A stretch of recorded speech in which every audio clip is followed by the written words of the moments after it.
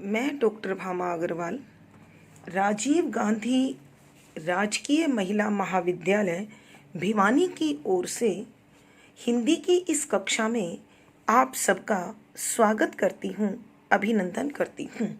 आइए माँ सरस्वती की चरण वंदना करते हुए गुरुजनों को सादर नमन कर माता पिता के त्याग और उनके सपनों को हृदय में धारण कर अपने द्वितीय वर्ष के तृतीय सत्र का अध्ययन आरंभ करते हैं। हमारी पाठ्य पुस्तक आधुनिक हिंदी कविता, जो कि समान रूप से चौधरी बंसीलाल विश्वविद्यालय, महर्षि दयानंद विश्वविद्यालय और कुरुक्षेत्र विश्वविद्यालय में समान रूप से लागू है, का प्रथम अध्याय पवन दूती का अध्ययन करने वाले हैं। छात्रों, हमें इस कविता के अध्ययन से पूर्व कुछ विशेष स्मरणीय बिंदुओं पर ध्यान रखना होगा, जो इस प्रकार है। हमारी कविता पवन दूती प्रिय प्रवास नामक ग्रंथ का अंश है। इस कविता से पूर्व कुछ बातें हैं जो विशेष रूप से स्मरणीय हैं। वो इस प्रकार हैं। प्रिय प्रवास भ्रमर गीत श्रृंखला का सबसे आधुनिक ग्रंथ है। प्रिय प्रवास हिंदी खड़ी बोली का प्रथम महाकाव्य है। इसे अयोध्या सिंह उपाध्याय हरिओद जी ने रचा है। प्रिय प्रवास 17 सर्ग अर्थात 17 चैप्टर्स में विभाजित है। पवन दूती इसी ग्रंथ का छठा सर्ग है। यह पूरा सर्ग मंदाक्रांता छंद में रचित है। यह ग्रंथ 1914 ईस्वी में रचा गया, जिसके लिए कवि को मंगला प्रसाद पारितोषित से नवाजा गया। इस ग्रंथ का नायक श्री कृष्ण एक अवतारी पुरुष अर्थात भगवान न होकर लोक नायक है, जो धीरोदात स्वरूप में दर्शाया गया है।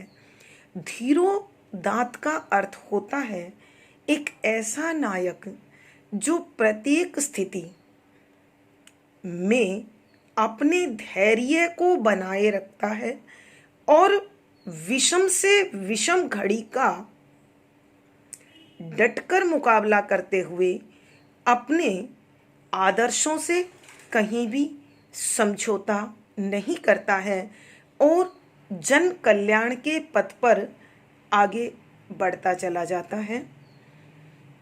इस ग्रंथ की नायिका अर्थात पवन दूती कविता की नायिका श्री राधा जी एक विरहिणी नायिका है, जो विरहिणी नायिका होने पर भी अपने विरह से अधिक महत्व इस संसार के कल्याण में अपने मानवतावादी दृष्टिकोण के साथ पवन को संदेश देती हुई दिखाई देती है।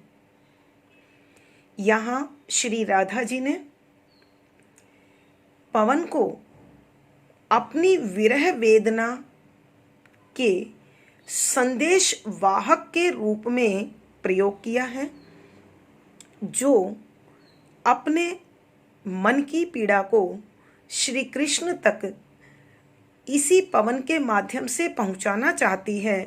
लेकिन वो चाहती है कि पवन अपने मार्ग में मिलने वाले प्रत्येक जीव को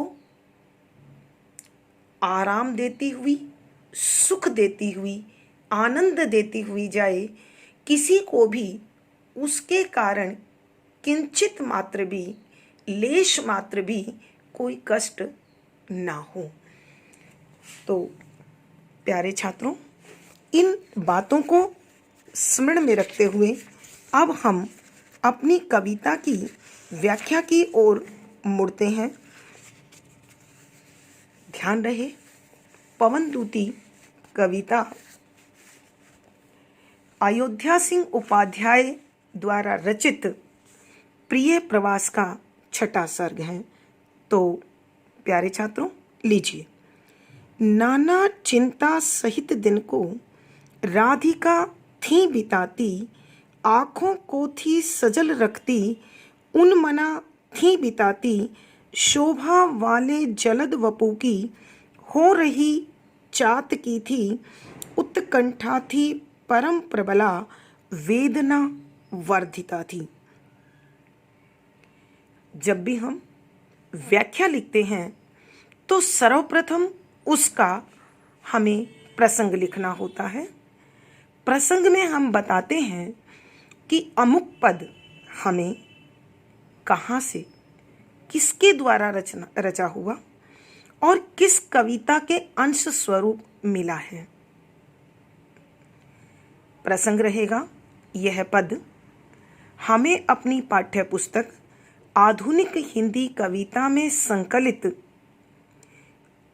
द्विवेदी युगीन कवि अयोध्या सिंह उपाध्याय द्वारा रचित प्रिय प्रवास नामक महाकाव्य के छठे सर्ग पवनदूती से प्राप्त हुआ है। संदर्भ के अंतर्गत हम उस घटना विशेष का उल्लेख करते हैं जिसे कवि ने शब्दों में पिरोया है। तो यहाँ राधा जी की मनोदशा का और उनकी इस मनोदशा का कारण दोनों का वर्णन इस पद में उन्होंने किया है। और राधा जी की स्थिति का वर्णन करते हुए कवि लिखते हैं, व्याख्या अर्थात सरलार्थ।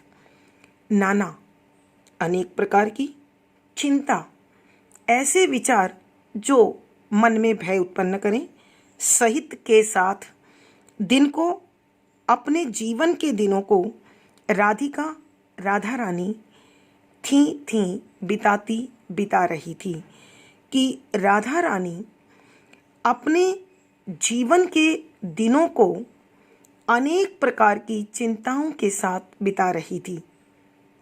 क्यों चिंता थी, क्या कारण था चिंता का? श्री कृष्ण गोकुल में सभी गोपियों और अन्य परिजनों को मथुरा जाते समय ये कह के गए थे कि कंस के वध के बाद वह लौट आएंगे, परंतु बहुत समय बीतने पर भी वो लौटकर नहीं आए थे। तो राधा के मन में अनेक प्रकार के विचार ठहर ठहर कर आ रहे थे, जो उसे भयभीत कर रहे थे, जो उसे चिंतित कर रहे थे, व्यथित कर रहे थे। और इसी व्यथा के कारण आँखों को थी सजल रखती, आँखों को थी सजल माने अश्रुपूर्ण, आंसुओं से भरा हुआ, उन्मना माने उदास होकर, बेचैन होकर, दुखी होकर, कि इसी चिंता के कारण उसकी आंखों से निरंतर आंसू बहते रहते थे और वह बड़ी उदास और बेचैन होकर अपने जीवन का शेष समय बिता रही थी। शोभा वाले जलद वपु की, शोभा सुंदरता, वाले से भरे हुए, जलद बादल, वपु शरीर की हो रही बन गई थी, चातकी चातक पक्षी के समान। प्यारे छात्रों, चातक पक्षी के विषय में आप पहले से जानते हैं। चातक एक इस प्रकार का पक्षी होता है जो अपने दृढ़ संकल्प के लिए पहचाना जाता है। अब बात उठती है, वो किस प्रकार का दृढ़ संकल्प करता है। संभवतः आप सबको मालूम होगा, चातक एक ऐसा पक्षी है जो स्वाति नक्षत्र में बादलों से बरसने वाली बूंद को ही पीकर अपनी प्यास बुझाता है। इसके अतिरिक्त वह अपनी प्यास बुझाने के लिए गंगा जल का भी चुनाव नहीं करता है। तो राधा जी की इसी दृढ़ता, इसी एक निष्ठता और इसी अनन्य भाव को दर्शाने के लिए उनकी तुलना चातक से की गई है। चातक बादल और स्वाति नक्षत्र तथा उस समय बरसने वाली बूंद को स्वीकार करता है, तो ठीक उसी प्रकार राधा रानी बादलों के समान सुंदर शरीर वाले श्री कृष्ण की ऐसी भक्तिन थी जो चातक की भांति केवल उनके दर्शन करना चाहती थी, उनको सुनना चाहती थी, उनसे मिलना चाहती थी। श्री कृष्ण के सिवा राधा को इस संसार में कुछ भी प्रिय नहीं था, अच्छा नहीं लग रहा था। उत्कंठा थी परम प्रबला, उत्कंठा बेचैनी, व्याकुलता। कैसी व्याकुलता? श्री कृष्ण से मिलने की, परम अत्यधिक प्रबला, तेज, कि श्री कृष्ण से मिलने की बेचैनी दिन प्रतिदिन बढ़ती जा रही थी। अर्थात जैसे जैसे दिन बीत रहे थे वैसे वैसे राधा के मिलने की बेचैनी भी बढ़ती जा रही थी, वेदना वर्धिता थी। और यही बेचैनी उसके मन की पीड़ा को, वेदना मन की पीड़ा वर्धिता बढ़ाने वाली थी कि यही मिलने की बेचैनी उनके मन के दर्द को, मन की पीड़ा को और अधिक बढ़ाती जा रही थी। कहने का अभिप्राय यह है कि राधा जी श्री कृष्ण के मथुरा चले जाने के बाद उनके लौट आने की आशा और इंतज़ार में बेहद व्याकुल हो रही थी और उनकी इच्छा थी कि श्री कृष्ण शीघ्र अतिशीघ्र लौट आए और उनसे मिले। भावार्थ है, राधा जी श्री कृष्ण को मिलकर अपने मनस्थिति का वर्णन उनके सामने करना चाहती हैं। प्यारे छात्रों, आप जानते हैं ये इन पंक्तियों का भाव सौंदर्य था, कल्पना पक्ष था। जब भी हम किसी रचना की व्याख्या करते हैं तो हम उसका शिल्प सौंदर्य, जिसे आप विभिन्न पुस्तकों में विशेष के रूप में भी देखते हैं, का भी वर्णन करना होता है, जिसका सबसे पहला अंग होता है उद्देश्य। हम जानते हैं इस संसार का कोई भी कार्य निरुद्देश्य नहीं होता। जिस कार्य को हम सबसे निकृष्ट समझते हों, जैसे रोना, हिंसा करना, चिंता करना, इनके पीछे भी एक कारण है, मन की शांति। तो कवि कर्म निरुद्देश्य हो, ऐसा भला कैसे हो सकता है? तो यहाँ कवि ने राधा जी के मनस्थिति का चित्रण करना इस कविता का, इस पद का उद्देश्य लिया है। उद्देश्य की पूर्ति के लिए हम साधन चुनते हैं। अब कवि और पाठकों के बीच जो साधन काम करता है वो होता है भाषा।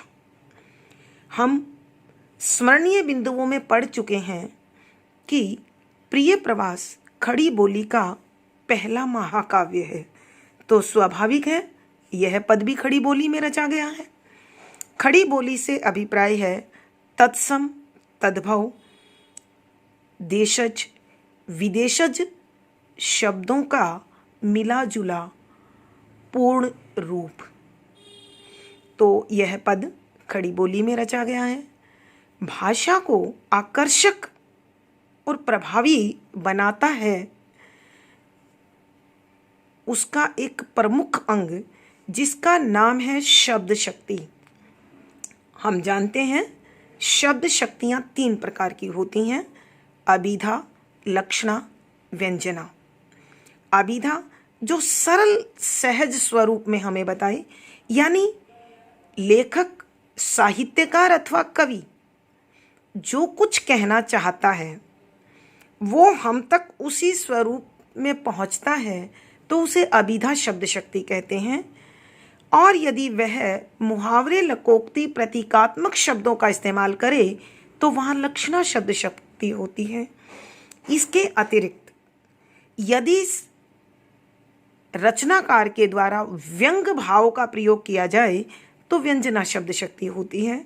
यहाँ कवि जो हमें बताना चाह रहे हैं पाठकों तक वह बात उसी रूप में पहुँच रही है, इसलिए यहाँ अभिधा शब्द शक्ति है।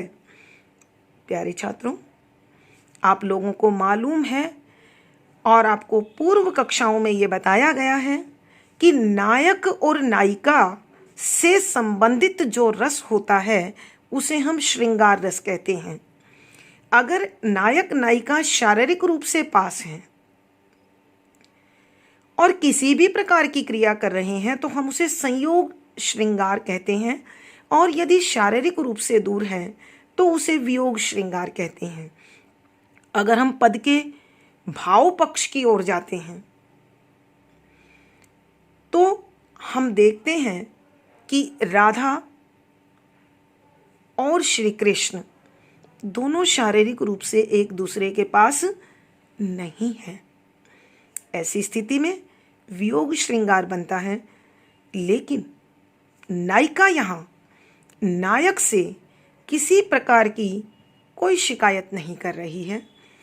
तो ऐसी स्थिति में हम यहाँ राधा की छवि को अश्रुपूर्ण आंखों के साथ देख रहे हैं, जिसे करुण भाव को उत्पन्न करने वाला माना जाता है।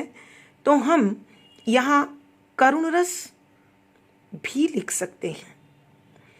वियोग श्रृंगार अथवा करुण अथवा शांत तीनों प्रकार के रसों का वर्णन यहाँ किया जा सकता है।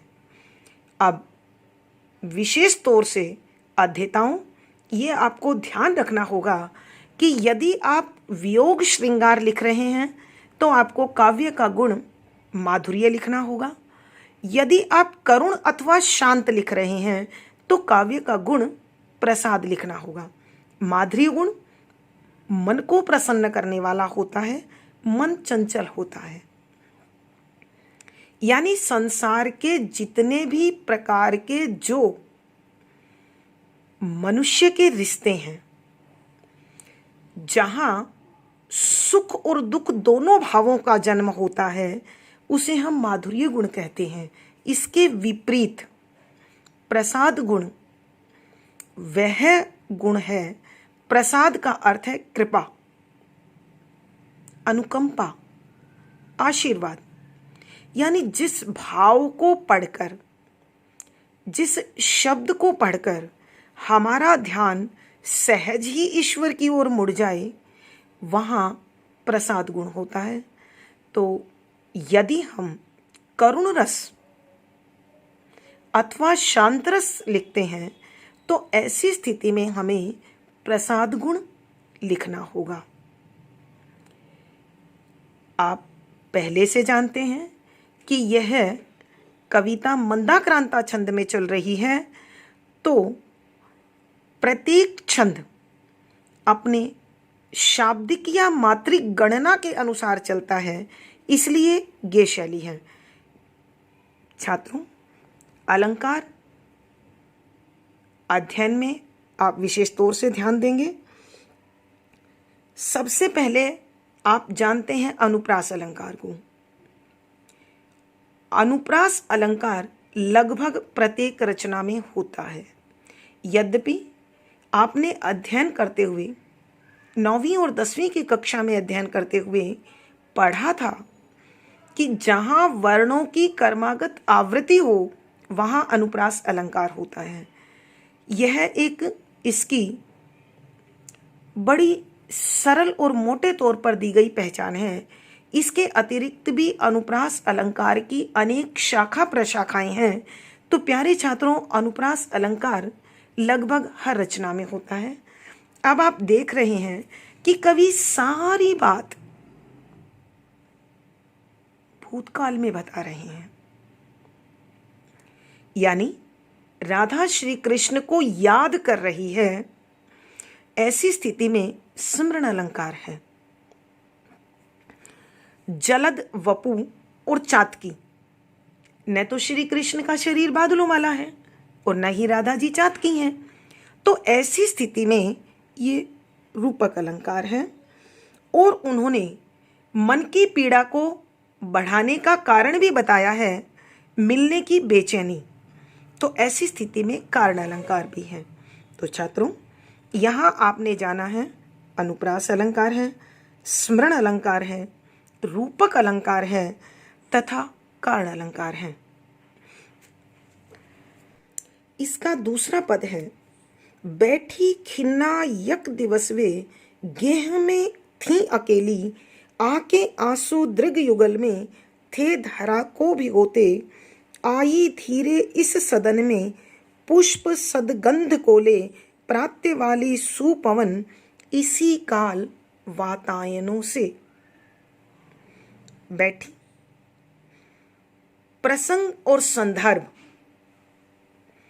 आपको पहले से ही पता है और हमें वही लिखना है। अब सरलार्थ की तरफ ध्यान दीजिए। बैठी, बैठी हुई थी। खिन्ना, खिन्न माने होता है दुखी, और राधा जी स्त्रीलिंग है, इसलिए खिन्ना आ प्रत्यय लगाकर उसे महिला बना दिया, स्त्रीलिंग बना दिया है कि वह अत्यंत दुखी। यक माने एक, दिवस माने दिन, वे माने राधा रानी, कि राधा रानी एक दिन अत्यधिक दुखी होकर बैठी थी। कहाँ बैठी थी? गेह में थी अकेली। गेह माने घर, कि वो अपने घर में अकेली थी, कि एक दिन राधा रानी अपने घर में अकेली दुखी भाव से बैठी हुई थी। आके आंसू युगल दृग में, आके आकर, आंसू अश्रु, आंसू, युगल माने जोड़ा, दृग माने आंखें, में, कि उनकी दोनों आंखों में आंसू बह रहे थे धरा को भिगोते। वो आंसू धरा पृथ्वी भिगोते गीला कर रहे थे। उनकी दोनों आंखों में बहते हुए आंसू जमीन को, धरती को गीला कर रहे थे।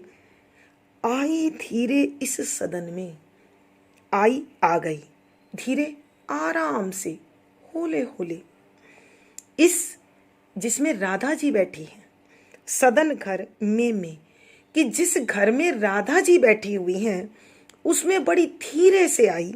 कौन और कैसे? पुष्प, फूल, सदगंध, सद माने अच्छी, गंध माने महक, यानी खुशबू, को ले लेकर। कौन आई? प्रातः सुबह सुबह, वाली बहने वाली, सुपवन अच्छी हवा, यानी जो ठंडी है, जो कोमल है, जो सुगंधित है। इसी काल यानी प्रातःकाल की बेला में, वात जमा आयन, वात माने हवा, आयन माने आने का स्थान, वातायन अर्थात खिड़की, रोशनदान, से होकर, कि इसी समय यानी सुबह सुबह, सुबह बहने वाली सुगंधित कोमल ठंडी हवा राधा के घर की खिड़की और रोशनदानों से उसके घर को महकाते हुए अंदर आ गई। अब पूरे पद की एक बार फिर हम दोबारा सुनते हैं कि एक दिन सुबह सुबह राधा जी अपने घर में अकेली दुखी भाव से बैठी हुई थी और उनकी आंखों से बहते हुए आंसू धरती को भिगो रहे थे, गीला कर रहे थे।